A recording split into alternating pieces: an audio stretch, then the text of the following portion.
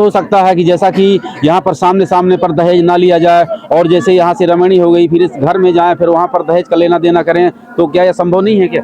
नहीं नहीं, यहाँ पे ऐसे नहीं, क्योंकि संत रामपाल जी महाराज जी का जब ज्ञान सुनते हैं ना, तो वो बताते अपने सत्संग में कि बेटा यहाँ पे भक्ति करना चाहिए। दहेज लेना देना ये जो है, ये मतलब कब तक ये रहेगा? ये दहेज जब बेटी दे दी तो शेष क्या रह गया?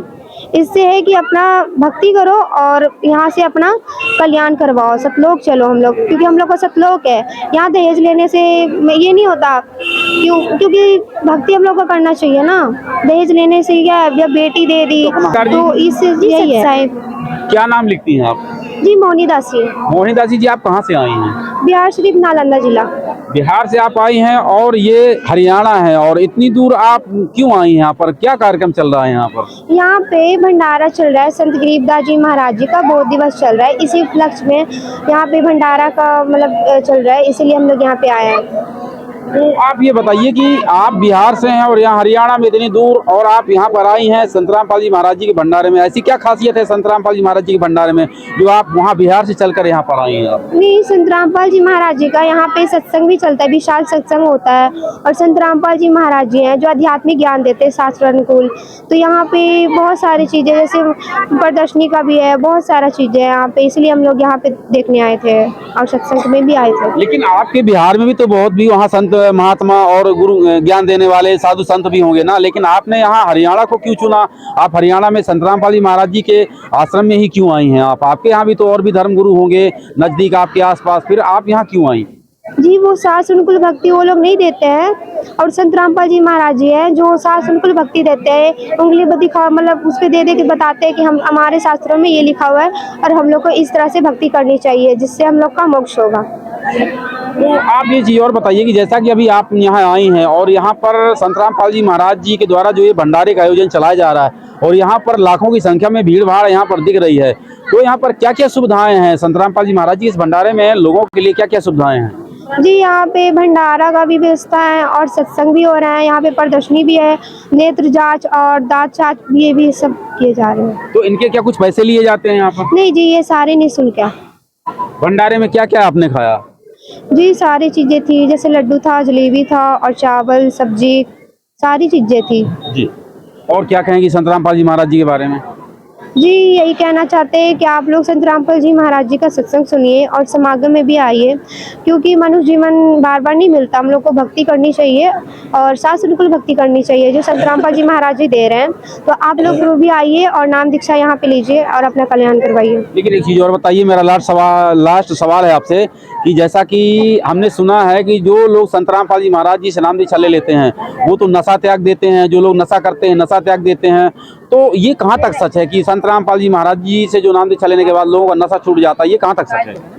जी यहाँ पे आप आएंगे और कि यहाँ पे आप किसी के यहाँ भी मतलब यहाँ पे नहीं दिखेगा ये सिगरेट या कुछ भी यहाँ पे नहीं दिखेगा, क्योंकि संत रामपाल जी महाराज जी ऐसा ज्ञान दे रहे हैं ना, क्योंकि उनसे मतलब नाम दीक्षा लेते ही उनके ज्ञान से ये नशा छूट जाता है और सब लोग अच्छे से भक्ति करते हैं।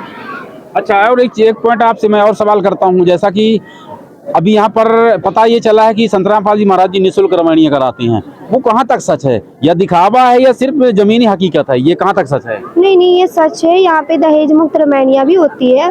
जैसे आप लोग यहाँ पे आएंगे तो 17 मिनट में दहेज मुक्त रमैनी होती है। जैसे कि अब कल होगा रमैनी यहाँ पे, तो वहाँ पे किसी से दहेज नहीं मतलब लिया जाता, क्योंकि संत रामपाल जी महाराज जी बोलते हैं कि जब बेटी दे दिया तो फिर शेष क्या रह गया? दहेज मतलब हम लेंगे तो कब तक वो रहेगा मेरे साथ?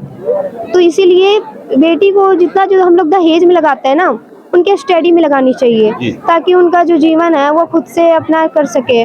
और वो बातें सुननी पड़ती है वो अपने मतलब कैरियर में लगाएंगे तो हम लोग को ज़्यादा अच्छा रहेगा ना, कि हम लोग मतलब भक्ति में भी ठीक रहेगा। और दहेज देने से कोई फ़ायदा नहीं है, इसलिए परमात्मा कहते हैं कि सिंपल से रहो और दहेज मुक्त रमैनी करो, अब भक्ति करो अपनी। लेकिन ऐसा भी तो हो सकता है कि जैसा कि यहाँ पर सामने सामने पर दहेज ना लिया जाए, और जैसे यहाँ से रमणी हो गई फिर इस घर में जाएं फिर वहाँ पर दहेज का लेना देना करें, तो क्या यह संभव नहीं है क्या?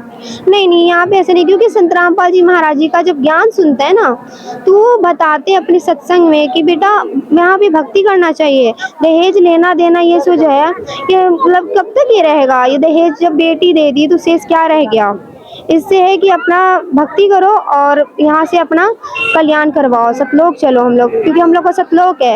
यहाँ दहेज लेने से ये नहीं होता, क्योंकि भक्ति हम लोग को करना चाहिए ना। दहेज लेने से क्या है, जब बेटी दे दी तो इससे यही है।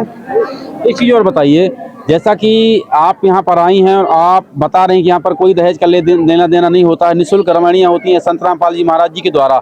लेकिन जो लोग यहाँ पर अभी नहीं आए हैं, नहीं आ रहे हैं किसी कारणवश, या तो उनको पता नहीं चला या पता चल भी गया लेकिन वो लोग नहीं आ पा रहे हैं, जिनके घर में 3-3 बच्चियाँ हैं, 4-4 बच्चियाँ हैं, कुछ बच्चे भी हैं, तो जो ऐसे माता पिता हैं जो दहेज को लेकर के, या बच्ची हो तो दहेज देना है, अगर लड़का है तो पैसे खर्च करना है, यानी उनके तो पैसे हर हाल में खर्च होते हैं, और वो जो है इस दहेज रूपी दानव के तले उनके माता पिता दबे हुए हैं। तो वो जो बच्चियां हैं आज, जो अगर वो यहाँ पर आकर और अपनी निःशुल्क रमणीय करा ले तो उनके माता पिता बच जाएं इस दहेज रूपी दानों से, तो उन बहनों के लिए कुछ कहेंगे आप? जी, हम तो यही कहेंगे कि आप लोग भी आइए और यहाँ पे संत रामपाल जी महाराज जी का नाम दीक्षा लीजिए और यहाँ का पहले सत्संग सुनिए, और फिर यहाँ पे जो अपनी यहाँ पे है दहेज मुक्त रमणियाँ होती है, जो भी हैं, तो वो लोग आए और अपना यहाँ पे कल्याण करवाएं। तो जैसा कि अभी मान लीजिए अगर वो आ भी गई, अगर मान लीजिए यहाँ पर जुड़ने के बाद उनको रमणी कराना है, लेकिन अगर वो जो लड़का वाला है अगर वो दहेज की डिमांड करता, वो नहीं मानता है, तो फिर कैसे संभव हो पाएगा? नहीं, वो दहेज लेते ही नहीं है, वो दहेज लेते नहीं, क्योंकि उन लोग ज्ञान से भरपूर होते हैं ना, सत्संग से सुनते हैं कि परमात्मा बताते हैं कि बेटा दहेज मत लो। ये सब ऐसे ही है, काल का है, ये सब हम लोग दहेज लेना नहीं चाहिए। इसलिए ऐसा नहीं है कि यहाँ पे दहेज कोई भी नहीं लेगा। आप किसी से भक्तों से पूछ लोगे तो यहाँ पे दहेज लेता ही नहीं है। कल रमैनी होगी, कल भी आप देख सकते थे कि कल रमै होगी, तो वहाँ पे दहेज नहीं लेंगे। और क्या कहेंगी संत रामपाल जी महाराज जी के बारे में? हम तो यही कहेंगे कि वो पूर्ण परमात्मा आए हुए हैं, साक्षात कबीर साहिब जी के रूप में संत रामपाल जी महाराज जी आए हुए हैं। आप उनसे नाम दीक्षा लीजिए और अपना कल्याण करवाइए जी। चलिए, धन्यवाद आपका।